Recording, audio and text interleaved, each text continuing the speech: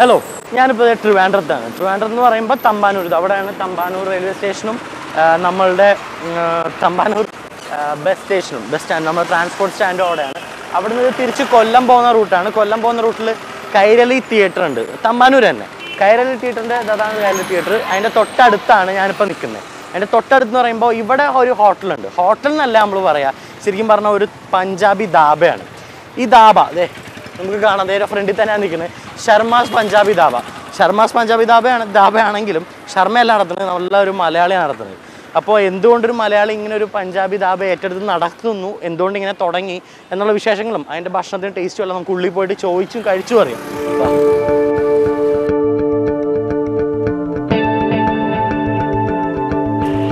നമസ്കാരം സേവി ചേട്ടൻ. നമസ്കാരം. ഇതാണ് സേവി ചേട്ടൻ. സേവി ചേട്ടനാണ് നമ്മുടെ ശർമാസ് പഞ്ചാബി ധാബ. Pure vegetarian. അതൊക്കെ ഞാൻ വെജിറ്റേറിയൻ മാത്രമേ ഉള്ളൂ. എന്തുകൊണ്ടാണ് സേവി ചേട്ടൻ നമ്മളൊരു സാധാരണ നമ്മൾ മലയാളികൾ എപ്പോഴും തുടങ്ങാനുള്ളൊരു ഹോട്ടൽ തുടങ്ങാണ്ട് ഇങ്ങനെ ഒരു പഞ്ചാബി ധാബ എന്നുള്ള കൺസെപ്റ്റ് വന്നത്? പഞ്ചാബി ധാബ എന്ന് പറഞ്ഞാൽ ഒരു വെറൈറ്റി ഫുഡ് ഞാൻ തുടങ്ങിയെന്ന് മാത്രമേ ഉള്ളൂ. ധാരാളം ഹോട്ടലുകളുണ്ടല്ലോ, ഒരു വെറൈറ്റി ഫുഡ്. ഒരു നോർത്ത് ഇന്ത്യക്കാർ ഇവിടെ വന്നു കഴിഞ്ഞാൽ, നമ്മുടെ കേരളത്തിൽ വന്നു കഴിഞ്ഞാൽ ബുദ്ധിമുട്ടരുത് ആ കാര്യത്തിന്. ഇപ്പോൾ കുറച്ച് പേര് ഇങ്ങനെ പഞ്ചാബി ധാബാസ് തുടങ്ങുന്നുണ്ട്, പക്ഷെ അവർ അങ്ങനെ മലയാളീസ് അല്ല തുടങ്ങിയാൽ കണ്ടേക്കണം. മലയാളീസ് അല്ല, ശരിയായിരിക്കും, നോർത്ത് ഇന്ത്യക്കാരാണ്. പക്ഷേ ഇവിടെ ഒരുപാട് നോർത്ത് ഇന്ത്യക്കാരും മലയാളി ഫാമിലിയും ധാരാളം വരുന്നുണ്ട്. കാരണം എനിക്ക് പറയാം, കാരണം എൻ്റെ ഫ്രണ്ട്സ് ആയാലും ബാക്കിയുള്ള ആൾക്കാരായാലും പഞ്ചാബി ധാബാസ് വിത്ത് ഫാമിലി കയറി ചെന്ന് സെലക്ട് ചെയ്യുന്നുണ്ട്. ഇങ്ങനെ കുറേ ധാബാസ് ഭക്ഷണം കഴിക്കാൻ വേണ്ടി സെലക്ട് വരുന്നുണ്ട്. മലയാളി ഫാമിലി വരുന്നുണ്ട്. ധാരാളം ആൾക്കാർക്ക് ഇതിൻ്റെ പേരുകളെ എല്ലാം അറിയാം, എല്ലാ കറികളും അറിയുകയും ചെയ്യാം. ഞാൻ അങ്ങോട്ട് പറയണ്ട, അവർ ഇങ്ങോട്ട് തന്നെ പറയും. ചേട്ടാ ഇതങ്ങ് പോരട്ടെ. എത്ര നാളായി നമ്മൾ ഈ ധാബ തുടങ്ങി? ഇതിപ്പോൾ ഒരു 10 വർഷമായിട്ടുണ്ട്. ഇത് 10 വർഷം. ഇത് അതെ, ഇവിടെ ഉണ്ടത്. ചെറിയൊരു കടയായ കാരണം ആരും ശ്രദ്ധിക്കുന്നില്ലല്ലോ. ഇങ്ങനെ ചോദിച്ചു കഴിഞ്ഞപ്പോൾ ഇപ്പോൾ വേറെ നമ്മുടെ കേരളത്തിൽ നിന്ന് അല്ലാണ്ട് വേറൊരു വെറൈറ്റി ഫുഡ് കിട്ടുന്ന എവിടെയാന്നൊക്കെ ചോദിച്ചപ്പോഴാണ് ഇവിടെ ഒരു ധാബ ഉണ്ടെന്ന് കേട്ടത്. ഇവിടെ വന്നപ്പോഴാണ് പറഞ്ഞത് 10 വർഷത്തിൽ കൂടുതലായി തുടങ്ങി.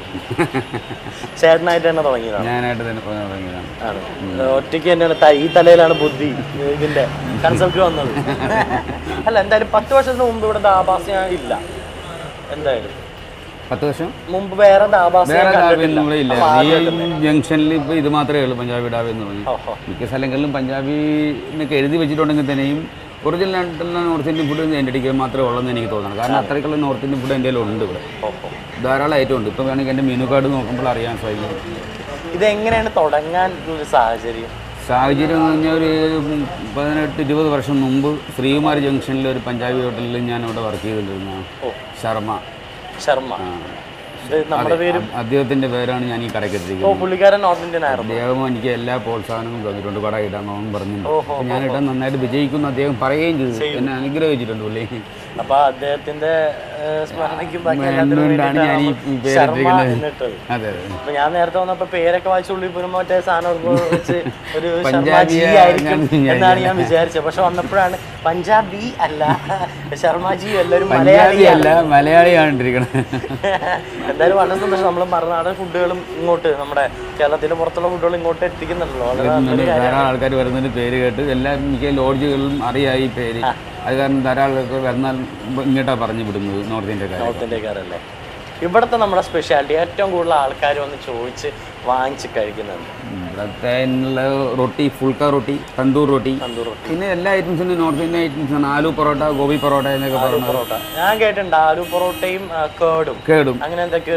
ആലു പൊറോട്ട, ഗോബി പൊറോട്ട കേട്ടിട്ടേ ഉള്ളൂ, കഴിച്ചിട്ടുമില്ല, കണ്ടിട്ടുമില്ല. നമുക്കൊന്ന് കഴിക്കാം. തീർച്ചയായിട്ടും കഴിക്കണമല്ലോ. നമുക്ക് എന്തായാലും ഇനി ഇവിടെ കുറെ കസ്റ്റമേഴ്സ് ഇരിപ്പുണ്ട്. അതെ, ഇതൊക്കെ നമ്മുടെ സ്ഥിരം കസ്റ്റമറാണ്. അപ്പൊ എന്തായാലും നമുക്ക് ഇനി അടുക്കളയിലോട്ടും ബാക്കി കാര്യങ്ങളിലോട്ടും കിടക്കാം. അതിന്റെ ഇടയ്ക്ക് നമുക്ക് ഇവിടെ ഉള്ള നമസ്കാരം ജി, जियो बंदे चोई क्या है खाना कैसे है पूछने के लिए कैसे है भाई? एकदम बढ़िया खाना है, जैसा पंजाबी ढाबा है वैसा ही, जैसा नाम है वैसा ही काम है. हमें बराबर पंजाबी टेस्ट मिल रहा है. मिलेगा इधर से रहा है. നല്ല ഫുഡാണ്. നല്ല ഫുഡാണ്. ഇച്ചിരി പ്രശ്നമുണ്ട്, തോടാ തോടാ പ്രോബ്ലം है. We are satisfied. Satisfied with this food. Okay. एकदम Sharma ji correct. Thank you. എന്താണ് കൂടുതൽ പറഞ്ഞെങ്കിലും എനിക്ക് അധികം മനസ്സിലായില്ല, പക്ഷെ ഇംഗ്ലീഷ് പറഞ്ഞപ്പോൾ കാര്യം മനസ്സിലായി.